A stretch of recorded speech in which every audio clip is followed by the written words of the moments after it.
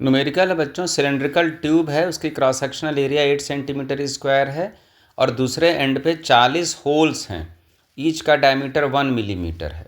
जिस साइड से liquid inter कर रही है 1.5 मीटर पर मिनट के हिसाब से, तो करा दूसरे एंड से जो पानी निकलेगा उसकी स्पीड क्या होगी। एक बार क्वेश्चन आप लोग नोट कर लीजिए।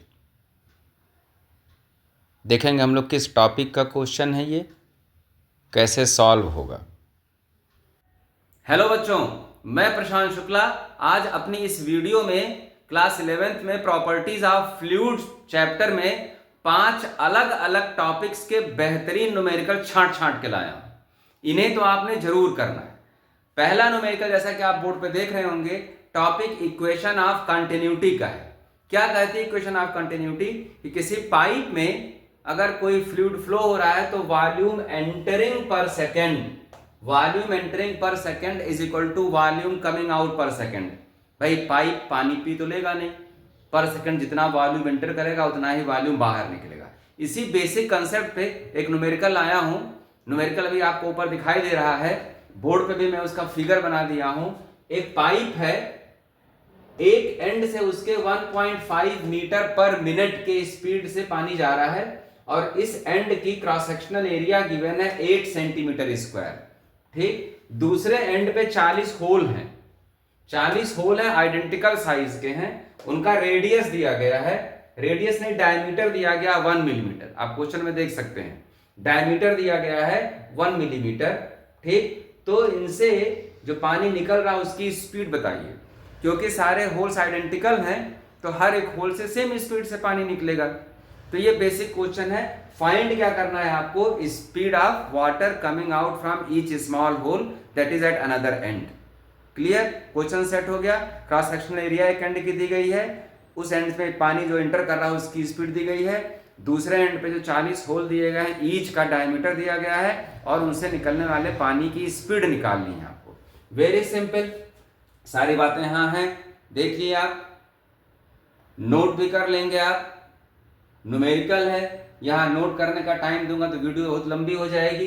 तो बस जो कंसेप्ट में बताया, इक्वेशन ऑफ कंटिन्यूटी, आपके यहां थ्योरेटिकल क्वेश्चन ये आता है तो बता दिया, volume entering per second is equal to volume coming out per second. और ये फार्मूला नॉन विस्कस लिक्विड के लिए, किसके लिए है? नॉन विस्कस लिक्विड के लिए, स्ट्रीमलाइन फ्लो के लिए।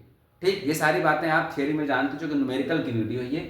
तो ठीक है, volume entering per second, cross sectional area into speed, 10 से पढ़ते आ रहे हो, ये वॉल्यूम पर सेकेंड हो जाता है, cross sectional area into speed is equal to, इधर टोटल वॉल्यूम 40 होल है, एक होल के लिए वॉल्यूम पर सेकेंड हो जाएगा A2V2। मास्टर लाइन, इस न्यूमेरिकल के सॉल्यूशन की मास्टर लाइन, A1 बेटा लोग दिया गया है 8 सेंटीमीटर स्क्वायर, इसको मीटर स्क्वायर में कर लिया 10 की पावर -4 से मल्टीप्लाई करके। ठीक, V1 1.5 मीटर पर मिनट दिया गया है, 60 से डिवाइड करके पर सेकंड बना दिया। ये 40 पाई आर स्क्वायर, क्या है ये डायरेक्ट नहीं दिया गया, पाई R1 स्क्वायर, पाई लिख दिया। डायमीटर एक्चुअली है ये, तो डायमीटर का डायमीटर बाई 2 कर दिया तो रेडियस हो गया। डायमीटर कितना दिया गया है? 1 मिलीमीटर का हाफ कर दिया। ठीक, यहां पे स्क्वायर वैल्यू पुट कर देंगे आप लोग फार्मूले में। ठीक, आंसर आ गया। बेसिक बातें हैं, डायमीटर तो दिया गया है 1 मिलीमीटर रख दोगे इसका। ठीक, V2 की वैल्यू आ जाएगी, यहां लिख दिया मैं, ताकि आप जो सारा फॉलो करना चाहते हैं बोर्ड से वो देख लें। रेडियस क्या हो जाएगा? ये वाला डायमीटर बाई 2। ओके, सॉल्व कर लेंगे, 0.637 मीटर पर सेकेंड आ जाएगा। कोई खास बात नहीं थी। ठीक, न्यूमेरिकल से बच्चों को डर लगता है, इसलिए एक न्यूमेरिकल ये डाल दिया, कोई बहुत हाई फाई न्यूमेरिकल नहीं था। अगला न्यूमेरिकल मेरा इसी टॉपिक के तुरंत बाद है, बर्नौलीज थ्योरम, उस पे बेस्ड क्वेश्चन है, उस पे बेस्ड है। देखते हैं हम लोग कि वो क्वेश्चन क्या है। इस न्यूमेरिकल में एरोप्लेन विंग के ऊपर और नीचे जो हवा है उसकी स्पीड दी गई है 251 मीटर पर सेकेंड एंड 225 मीटर पर सेकेंड। एयर डेंसिटी दी गई है और ईच विंग एरिया दी गई है। तो विंग पे टोटल कितना थ्रस्ट लगेगा, ठीक है, वो आपको फाइंड करना है। तो बर्नौली पे बेस्ड है ये। बर्नौली के फार्मूले आपको मालूम होने चाहिए। अभी डिस्कस करते हैं हम लोग। न्यूमेरिकल नोट करते रहें आप, डेटा नोट करें, टॉपिक में बता ही दिया हूँ आपको, देखेंगे सॉल्व कैसे होता है। तो बच्चों जैसा मैं बताया कि ये न्यूमेरिकल मेरा बर्नौलीज थ्योरम पे है, इक्वेशन ऑफ कंटिन्यूटी के बाद वाला जो टॉपिक है। क्या कहता है Bernoulli's theorem? For any non viscous flow, streamline flow of any fluid, total energy means kinetic energy, potential energy, pressure energy पर second at any end of any pipe is equal to total energy, kinetic energy, pressure energy at any of the end of that pipe will remain constant। मतलब energy constant रहती है पर second. किसी भी fluid में energy क्या होती है? पर सेकेंड कांस्टेंट होती है पर सेकेंड। यहाँ कोई एनर्जी देख लो, कहीं कोई पाइप पतला या मोटा हो गया है, वहां पे पर सेकेंड एनर्जी देख लो, इन तीनों एनर्जी का सम दैट विल रिमेन कांस्टेंट। अब ये नहीं कोई जरूरी है कि केवल पाइप के लिए ही हो। विंड की दो लेयर्स हैं, कहीं एक लेयर पे कुछ और प्रेशर है, दूसरे लेयर पे कुछ और प्रेशर है, एक लेयर पे कुछ और स्पीड है, दूसरे लेयर पे कुछ और स्पीड है। तो ऐसी जगहों पे भी बर्नौलीज थ्योरम लगता है। एयर भी तो फ्लूइड ही है ना।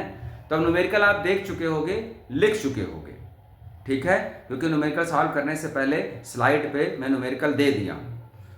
अब न्यूमेरिकल आप विजुलाइज थोड़ा बहुत किए होगे, बच्चे हो।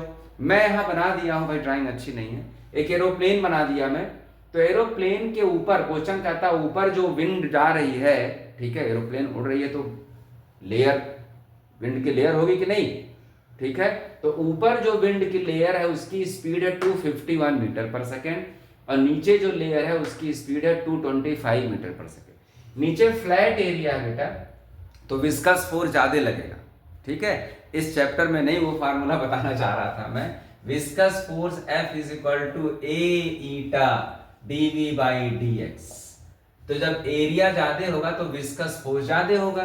तो नीचे प्लेन फ्लैट है ना, तो विंग्स भी फ्लैट होती हैं, तो वहां पे एरिया ज्यादा है तो विस्कस फोर्स ज्यादा होगा, स्पीड कम हो गई है। तो ऊपर वाली स्पीड प्रैक्टिकली ज्यादा होती है, नीचे वाली स्पीड विंड की कम होती है किसी विंग पे। नीचे जब जाते, एरोफॉइलिंग टॉपिक है, ये एरोफॉइलिंग टॉपिक है, न्यूमेरिकल है यहाँ पे, तो उसे नहीं डिस्कस करना है। तो ये स्पीड गिवन है, ये स्पीड गिवन है, डेंसिटी ऑफ एयर गिवन है, और टोटल विंग एरिया गिवन है 24 मीटर स्क्वायर। तो आपको बताना है कि एरोप्लेन पे थ्रस्ट कितना लग रहा है। एक्चुअली एरोफॉइलिंग जो है, विंड जो एरोप्लेन है उसके वेट को सपोर्ट करने के काम में आता है, ठीक है। देखेंगे कैसे काम आता है। तो बर्नौलीज फार्मूला तो भाई आपको मालूम होगा थ्योरम का, कि pressure energy, kinetic energy, potential energy. किसी एक एंड पे pressure energy, kinetic energy, potential energy पर सेकेंड, दूसरे एंड पे प्रेशर एनर्जी, काइनेटिक एनर्जी। अब देखें कोई भी एरोप्लेन है या उसकी विंग है, तो ऊपर नीचे की हाइट में ज्यादा डिफरेंस नहीं होगा।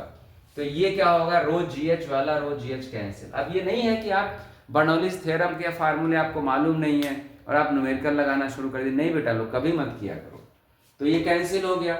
विंग के नीचे और ऊपर जमीन से कितनी हाइट उड़ रहा है एरोप्लेन, तो नीचे की हाइट ऊपर की हाइट में कोई खास फर्क नहीं होगा, तो वो कैंसिल हो गया। मुझे निकालना थ्रस्ट। थ्रस्ट आपको मालूम होता है कि थ्रस्ट फोर्स जो होता है प्रेशर डिफरेंस इनटू एरिया। तो जैसे ही आपको यहाँ P1 P2 दिखा, कहे आप सोचे यार P1 माइनस P2 कर दूं मैं, ठीक, ट्रांसफर कर दिए, P2 इधर ले आए, हाफ रो V2 स्क्वायर था, हाफ रो V1 स्क्वायर इधर चल गया, ठीक। अब आप क्या किए, प्रेशर आप जानते हो फोर्स बाय एरिया होता है, इसको फोर्स बाय एरिया लिख दिए, यहां से रो कॉमन ले लिया, आसान चल रहा है मामला, देखते चलो ध्यान से। आपको फोर्स निकालना है, एरिया से इधर मल्टीप्लाई कर दिए, एरिया से मल्टीप्लाई कर दिए, सारी चीजें दी गई, आप ध्यान से देखें। डेंसिटी ऑफ एयर गिवन है, नोटेशन जो भी रख दिए, 1.29 दिया गया है, हाफ 1.29 सब एसआई में है। बड़ी वाली स्पीड क्या है, 251 मीटर पर सेकंड में है, कोई प्रॉब्लम नहीं, माइनस V1 क्या है 225, एरिया क्या गिवन है, टोटल एरिया दिया गया, अगर ईच विंग एरिया दिया गया होता तो आप इंटू 2 कर देते, 24 इंटू 2, ठीक है 48, लेकिन टोटल विंग एरिया दी गई है। Noted, all the values are in SI unit. तो ये जो थ्रस्ट हो गया, ये फोर्स हो गया, ये न्यूटन में है। कोई खास बात नहीं थी, ये आपको क्लिक करना था, प्रैक्टिस किए आप, एप्लीकेशंस आप बर्नौलीज थ्योरम किए, जैसे आप एरोफाइलिंग देखे, एरोप्लेन देखे, आपको तुरंत स्ट्राइक कर गया कि अरे ये तो यही है। एनसीईआरटी के सॉल्व एग्जाम्पल में बहुत अच्छा एक क्वेश्चन दिया गया है, ठीक है, किसी एक अलग वीडियो में उसको डाल दूंगा, लेवल 3 का न्यूमेरिकल है वो, एवरेज स्पीड के हेल्प से होगा वो। तो खैर ये कर दिया आपने, प्रेशर डिफरेंस निकाल दिया। क्यों प्रेशर डिफरेंस निकाला? क्योंकि आपको फोर्स निकालना था। Pressure difference force by area होता है, एरिया से मल्टीप्लाई कर दिए, सारी चीजें की मैंने नोट कर लीजिए आप, नोट कीजिए। क्लियर? अगला न्यूमेरिकल मेरा होगा सरफेस एनर्जी पे। सरफेस एनर्जी और सरफेस टेंशन वाला जो टॉपिक है उस पे मेरा अगला न्यूमेरिकल होगा। ठीक है, स्लाइड पे न्यूमेरिकल मैं रख दे रहा हूं, आप न्यूमेरिकल पहले नोट कीजिए, नोट करते समय विजुलाइज कीजिए उसको, तब जब सोल्यूशन दिया जाता है, टीचर समझाते हैं तो आपको इजी होता है। ठीक है, क्वेश्चन है liquid drop of diameter D breaks into 27 tiny droplets, find the change in energy, surface tension दिया गया है। तो चेंज इन एनर्जी की बात क्यों आ रही है, वर्क डन की बात क्यों आ रही है, हम लोग डिस्कस करेंगे। न्यूमेरिकल आप नोट कर लीजिए। तो न्यूमेरिकल आप लोग नोट कर लिए होंगे जो स्लाइड पे थी, कुछ विजुलाइज किए होंगे। समझा दूं न्यूमेरिकल क्या है।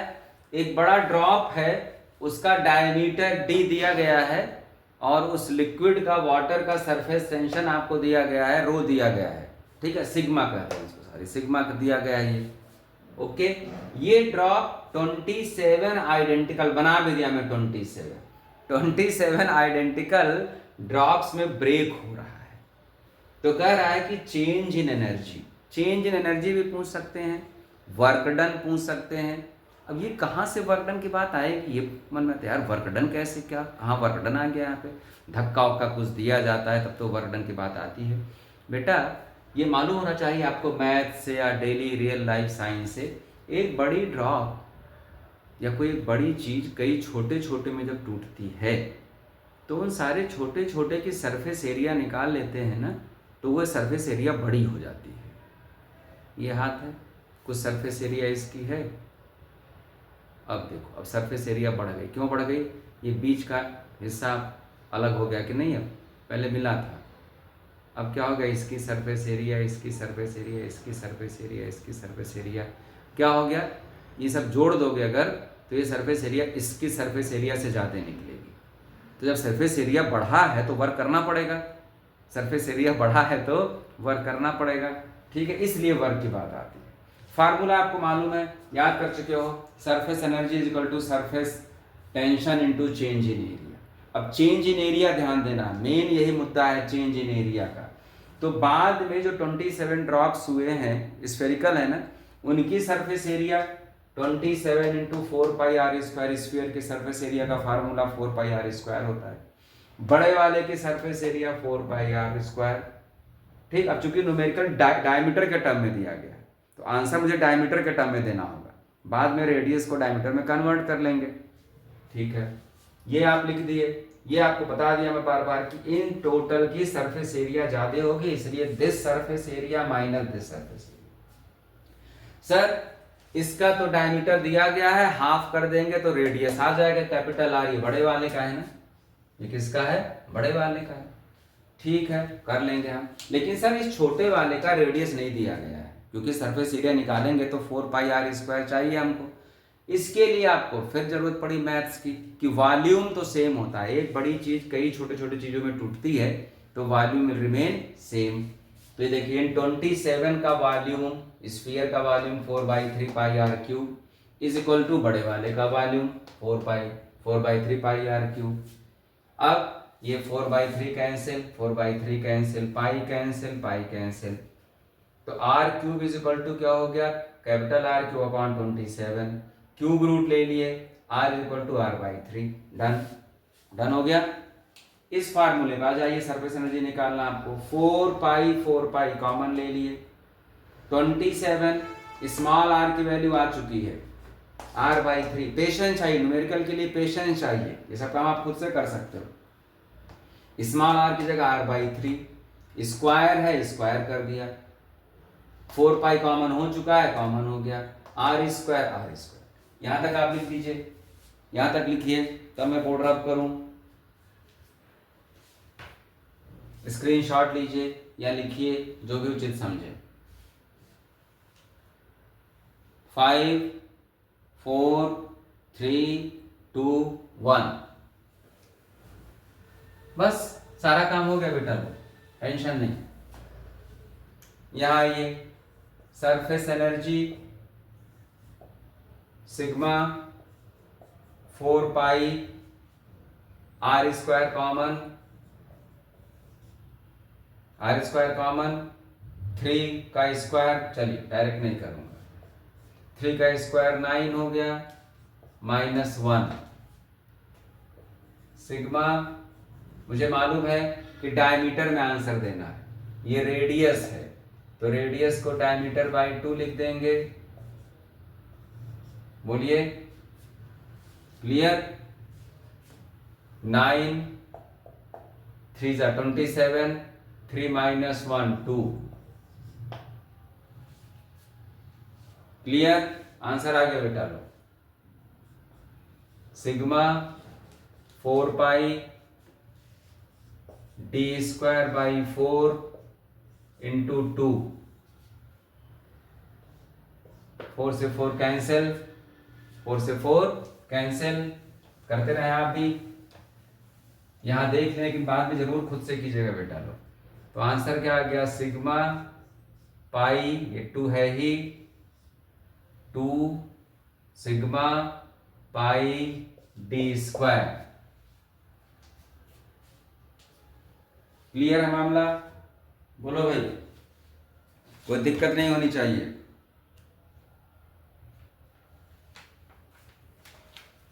अब जो बच्चे पूरा सिलेबस थियरी पढ़ चुके हैं वो गेस करें कि अगला एक इंपॉर्टेंट टॉपिक फ्लूइड का क्या है। बड़ा टॉपिक, बढ़िया टॉपिक, मस्ट कम है, इसकी अलग से एक वीडियो बनी है मेरी, और उस टॉपिक का नाम है टर्मिनल वेलोसिटी। क्या नाम है उस टॉपिक का, टर्मिनल वेलोसिटी। तो टर्मिनल वेलोसिटी का फार्मूला मालूम होना चाहिए आपको, ठीक है। स्क्रीन पे आप देखिए क्वेश्चन क्या है, न्यूमेरिकल डायरेक्ट नहीं लगवा रहा हूँ, जैसा कि आप देख लिए, हमेशा यही हर जगह करता हूँ मैं, हर जगह मेरा यही काम होता है, ठीक है, कि पहले कोई न्यूमेरिकल करा दो, पहले थियरी पढ़ा चुका हूँ, न्यूमेरिकल पढ़ा चुका हूँ, लेकिन पहले क्या होता है, न्यूमेरिकल विजुलाइज बच्चों से करवाता हूँ मैं, फिर कहता हूँ कि सोचो टॉपिक क्या है, फिर रिवाइज कराता हूँ टॉपिक को छोटा सा शॉर्ट में, आधे 1 मिनट में, then I come to numerical. तो न्यूमेरिकल आप स्लाइड पे देखिए, अगला न्यूमेरिकल जो टर्मिनल वेलोसिटी का है। तो न्यूमेरिकल आप लोग नोट कर लिए होंगे जो स्लाइड पे थी, कुछ विजुलाइज किए होंगे। समझा दूं न्यूमेरिकल क्या है, एक बड़ा ड्रॉप है, उसका डायमीटर d दिया गया है, और उस लिक्विड का, वाटर का सरफेस टेंशन आपको दिया गया है, रो दिया गया है, ठीक है, सिग्मा कहते हैं इसको, सॉरी सिग्मा का दिया गया है ये, ओके। ये ड्रॉप 27 आइडेंटिकल, बना भी दिया मैं 27 आइडेंटिकल ड्रॉप्स में ब्रेक हो रहा है। तो कह रहा है कि change in energy, change in energy भी पूछ सकते हैं, वर्क डन पूछ सकते हैं। अब ये कहाँ से वर्क डन की बात आएगी, ये मन में, यार वर्क डन कैसे, क्या कहाँ वर्क डन आ गया, यहाँ पे धक्का वक्का कुछ दिया जाता है तब तो वर्क डन की बात आती है। बेटा ये मालूम होना चाहिए आपको मैथ से या डेली रियल लाइफ साइंस से, एक बड़ी ड्रॉप या कोई बड़ी चीज़ कई छोटे छोटे में जब टूटती है तो उन सारे छोटे छोटे की सरफेस एरिया निकाल लेते हैं ना, तो वह सरफेस एरिया बड़ी हो जाती है। ये हाथ है, कुछ सरफेस एरिया इसकी है, अब देखो अब सरफेस एरिया बढ़ गई, क्यों बढ़ गई, ये बीच का हिस्सा अलग हो गया कि नहीं, अब पहले मिला था, अब क्या होगा, इसकी सरफेस एरिया, इसकी सरफेस एरिया, इसकी सरफेस एरिया, इसकी सरफेस एरिया, क्या हो गया, ये सब जोड़ दोगे अगर तो ये सरफेस एरिया इसकी सरफेस एरिया से ज़्यादा निकलेगी।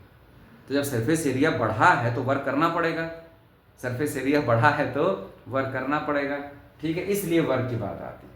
फार्मूला आपको मालूम है, याद कर चुके हो, surface energy is equal to surface tension into change in area. अब चेंज इन एरिया ध्यान देना, मेन यही मुद्दा है चेंज इन एरिया का। तो बाद में जो 27 ड्रॉप्स हुए हैं स्फेरिकल है ना, उनकी surface area 27 into 4 pi R square, sphere के सरफेस एरिया का फार्मूला 4 पाई आर स्क्वायर होता है, बड़े वाले की surface area 4 pi R square. ठीक, अब चूंकि न्यूमेरिकल डायमीटर के टर्म में दिया गया है तो आंसर मुझे डायमीटर के टर्म में देना होगा, बाद में रेडियस को डायमीटर में कन्वर्ट कर लेंगे। ठीक है, ये आप लिख दिए। ये आपको बता दिया मैं बार बार कि इन टोटल की सरफेस एरिया ज्यादा होगी, इसलिए this surface area minus this surface area. Sir इसका तो डायमीटर दिया गया है, हाफ कर देंगे तो रेडियस आ जाएगा कैपिटल आर, ये बड़े वाले का है ना, ये किसका है, बड़े वाले का है। ठीक है, कर लेंगे हम, लेकिन सर इस छोटे वाले का रेडियस नहीं दिया गया है, क्योंकि सरफेस एरिया निकालेंगे तो 4 पाई आर स्क्वायर चाहिए हमको। इसके लिए आपको फिर जरूरत पड़ी मैथ्स की, कि वॉल्यूम तो सेम होता है, एक बड़ी चीज कई छोटे छोटे चीजों में टूटती है तो वॉल्यूम विल रिमेन सेम। तो ये देखिए 27 का वॉल्यूम, स्फीयर का volume 4/3 pi R cube is equal to बड़े वाले का वॉल्यूम 4/3 पाई आर क्यूब। अब ये 4/3 cancel, 4/3 cancel, pi cancel, pi cancel, तो R cube is equal to क्या हो गया, capital R cube upon 27, cube root ले लिए, R is equal to r/3। Done, done हो गया। इस फार्मूले में आ जाइए, सरफेस एनर्जी निकालना आपको, 4 पाई कॉमन ले लिए, 27 स्मॉल आर की वैल्यू आ चुकी है r/3। पेशेंस चाहिए, न्यूमेरिकल के लिए पेशेंस चाहिए, ये सब काम आप खुद से कर सकते हो। स्मॉल आर की जगह r/3, स्क्वायर है स्क्वायर कर दिया, 4 पाई कॉमन हो चुका है, कॉमन हो गया, आर स्क्वायर। यहां तक आप लिख दीजिए, यहां तक लिखिए, तब मैं बोर्ड रब करूं, स्क्रीनशॉट लीजिए या लिखिए जो भी उचित समझे। 5 4 3 2 1, बस सारा काम हो गया बेटा, टेंशन नहीं। यहां आइए, surface energy sigma 4 pi R square common, 3 का स्क्वायर, चलिए डायरेक्ट नहीं करूंगा, 3 का स्क्वायर 9 हो गया, -1 सिग्मा। मुझे मालूम है कि डायमीटर में आंसर देना है, ये रेडियस है तो रेडियस को डायमीटर बाई 2 लिख देंगे। बोलिए, क्लियर। 9 3 जा 27, 3 - 1 2, क्लियर, आंसर आ गया बेटा लो। सिग्मा 4 पाई d²/4 इंटू 2, 4 से 4 कैंसिल, 4 से 4 कैंसिल, करते रहे आप भी, यहां देख लें लेकिन बाद में जरूर खुद से कीजिएगा बेटा लोग। तो आंसर क्या आ गया, सिग्मा पाई, ये 2 है ही, 2 सिग्मा पाई d²। क्लियर है मामला, बोलो भाई, कोई दिक्कत नहीं होनी चाहिए।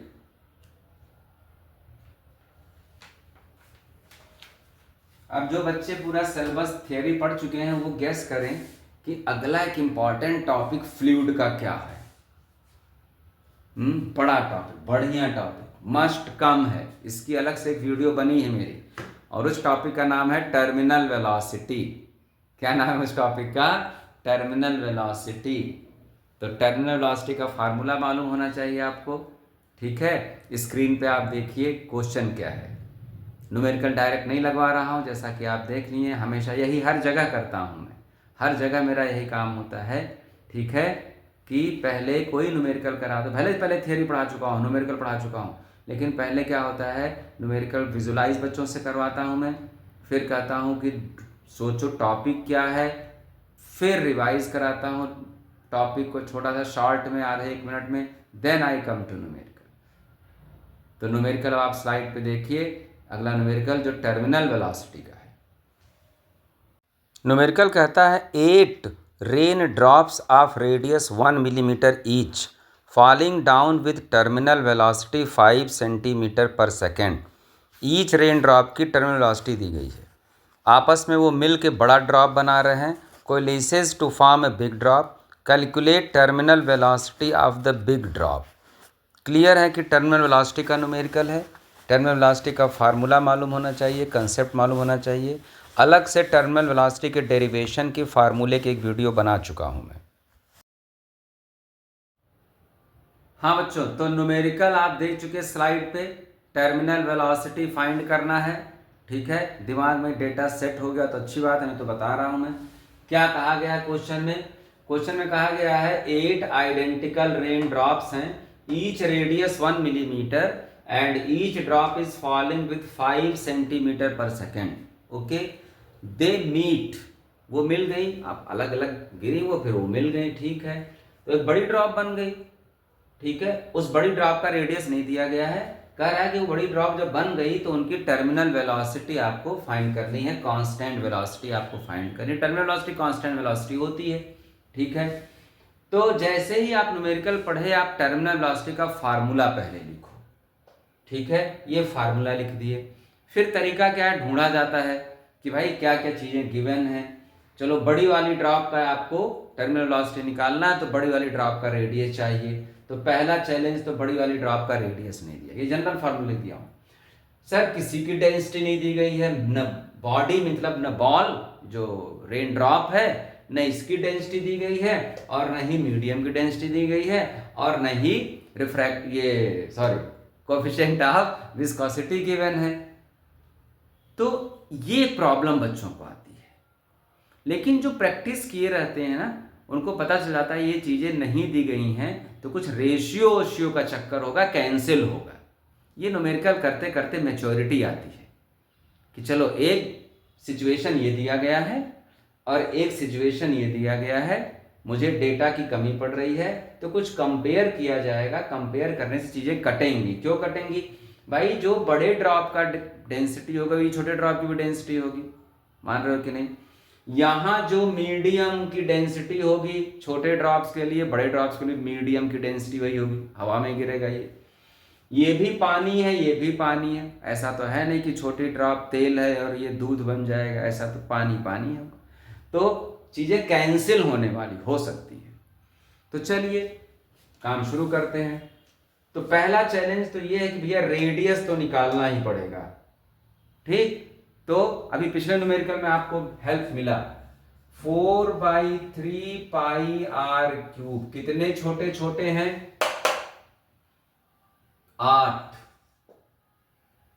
इज इक्वल टू एक बड़ा 4/3 पाई आर क्यूब। ये बड़ा वाला मान लिया कि इसको मैं आर कह दिया, कैपिटल आर है। बहुत अच्छी बात, ये कैंसिल। क्यों ये कर रहे हैं पता चल गया ना बेटा लोग? Capital R is equal to क्या आ गया? Capital R is equal to क्या आ गया? देखा, कैपिटल आर निकालना मुझे, तो 2 स्मॉल आर। अब आइए टर्मिनल वेलोसिटी पे, बड़े वाले की बिग टर्मिनल वेलोसिटी। फार्मूला लिख दिए प्यार से, 2/9 आर स्क्वायर, बड़े वाले का रेडियस कैपिटल आर है, बताया हूं मैं, आर स्क्वायर। जी तो जी ही रहेगा। डेंसिटी ऑफ रेन ड्रॉप, चाहे बड़ा चाहे छोटा, डेंसिटी बराबर होगी, बता चुका, medium air upon eta. Okay sir, capital R is equal to 2r है, आप प्रूव कर दिए, बहुत अच्छी बात। तो 2r बिल्कुल बेसिक से लगा रहा हूं। जो बच्चा साल भर भी न्यूमेरिकल ना लगाया हो ना, वो भी एक बार हिम्मत तो कर जाए, इस चैप्टर में हिम्मत हो जाएगी। पहले की वीडियोस भी मेरा देखेगा, वो न्यूमेरिकल्स खूब हुए हैं। ईटा, इतनी चीज लिखिए आप, इतनी चीज लिखिए बेटा लोग, कुछ खास बात नहीं। बी मीन्स बिग, बिग पदार्थ। फार्मूला कैपिटल आर को स्मॉल आर के टर्म में लिख दिया, लिख दिए, very good. Each small rain drop की टर्मिनल वेलोसिटी मालूम है 5 मीटर पर सेकेंड। चलिए यहाँ तो आप ध्यान से देखो, वही है कि मेच्योरिटी, ये 2 का स्क्वायर 4 हो जाएगा, 4 2/9 r² g density of body minus density of medium upon eta. लिख लिया इतना। स्मॉल आर क्या है, ईच रेन ड्रॉप छोटे वाले का रेडियस है, जी है, जी है। क्या इसकी वैल्यू दी नहीं गई है 5 सेंटीमीटर पर सेकेंड, इसकी value 5 centimetre each small rain drop की टर्मिनल वेलोसिटी का फार्मूला यही तो है ना। हाँ सर यही है, 4 इंटू क्या गिवन है, डेटा व्यू पर लिखा है 5 सेंटीमीटर, तो ये इतना सेंटीमीटर पर सेकेंड, क्या हो गया 20 सेंटीमीटर पर सेकेंड। मन करेगा तो मीटर पर सेकेंड में कर लेना, अच्छी बात है।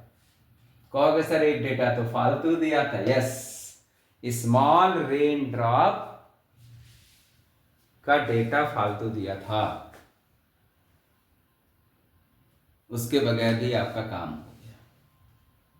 ठीक है, नोट कर लिए, ठीक, स्क्रीनशॉट ले लेंगे।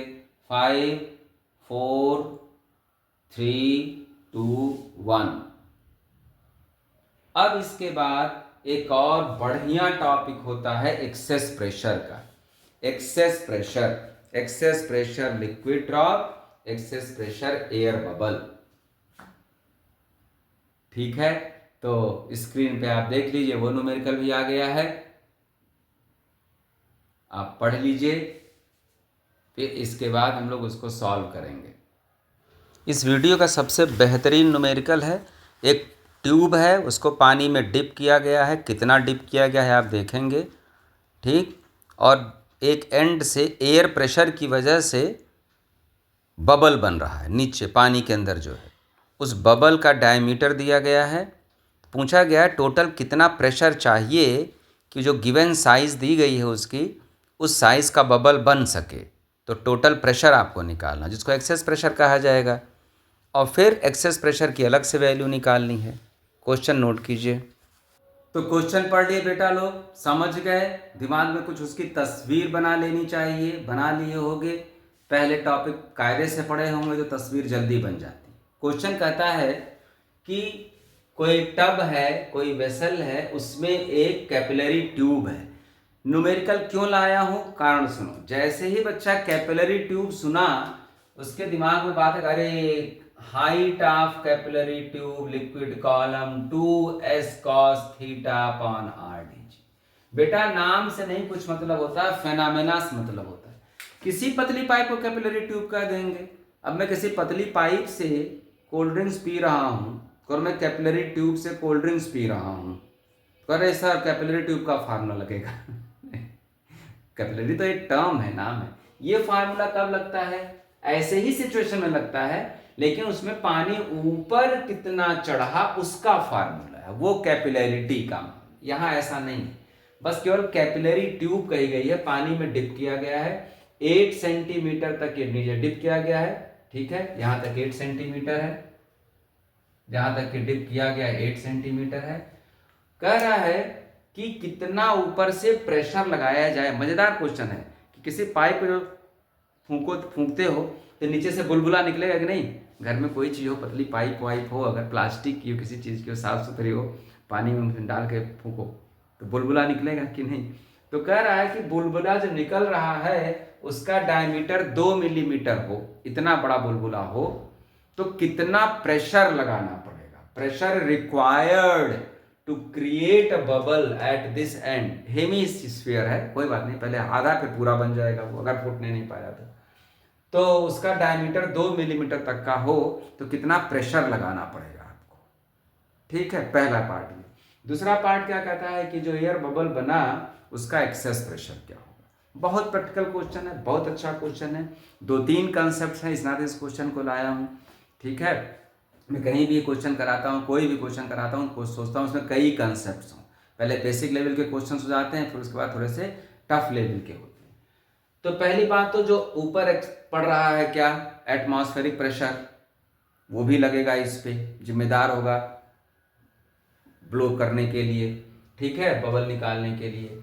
फिर इतना हिस्सा पानी में डूबा है, इसका HDG भी होगा, प्रेशर ये भी एक्सर्ट करेगा। और जो उस बबल के लिए 2S/R होगा वो तो होगा ही। तो टोटल प्रेशर जो होगा वो क्या होगा, एटमॉस्फेरिक प्रेशर होगा प्लस HDG होगा प्लस 2S/R होगा। सोप बबल होता है जब दोनों सरफेस फ्री होते हैं, सोप बबल होता है जब दोनों सरफेस फ्री होते हैं, मतलब अंदर भी हवा बाहर भी हवा, तब वहां 4S/R होता है। केवल बबल टर्म से मत देख लेना कि बबल है तो 4S/R, नहीं, सोप बबल या कोई ऐसा बबल जिसके बाहर भी हवा अंदर भी हवा। यहां तो बाहर पानी है ना, केवल अंदर हवा है, ठीक है, तो केवल एक ही सरफेस फ्री है, इसलिए 2S/R बस बेटा।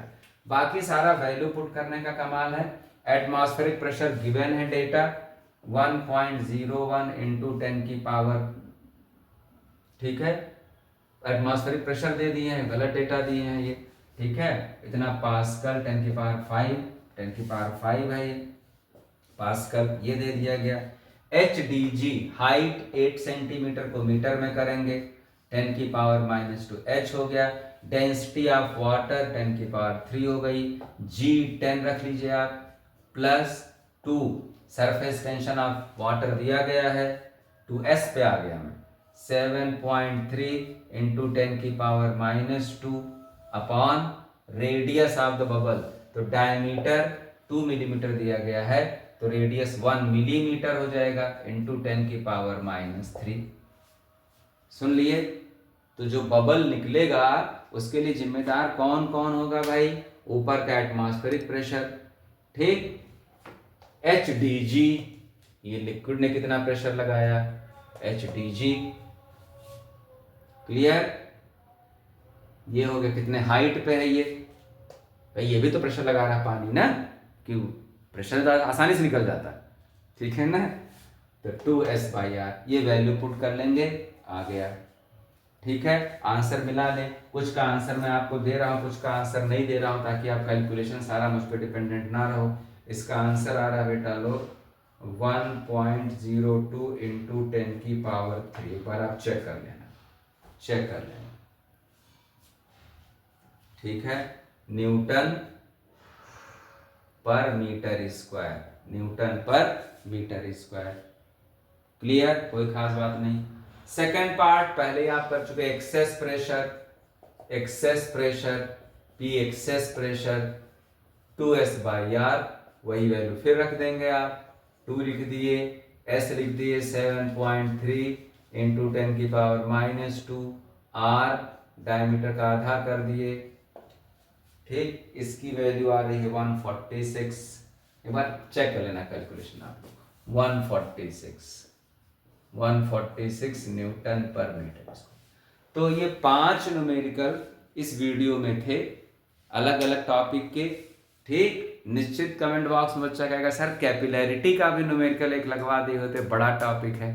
बेटा ध्यान से आप मेरे वीडियोस देख लो, प्लेलिस्ट आप देख लो, कैपिलैरिटी का अलग से एक वीडियो ही बनाया हूँ मैं, उसमें न्यूमेरिकल भी है, डेरिवेशन के बाद उसमें न्यूमेरिकल भी है, कंसेप्चुअल क्वेश्चन भी है, आप उसको कर लेंगे तो आप देखा जाए तो ये 6 टॉपिक आपके ऐसे हो गए हैं, और ये 6 बड़े बड़े टॉपिक हैं, फ्लूइड वाले चैप्टर के ये बड़े बड़े टॉपिक हैं, ठीक है। कायदे से आपका वेटेज अगर बनाएंगे वो इंटरनल टीचर आपके, तो ये मान के चलें कि ये 7-8 नंबर का हो गया। देखो बर्नौली आना रहता है, बर्नौली टर्मिनल में से एक आना रहता है एग्जाम में, दोनों आ जाए बहुत अच्छी बात है।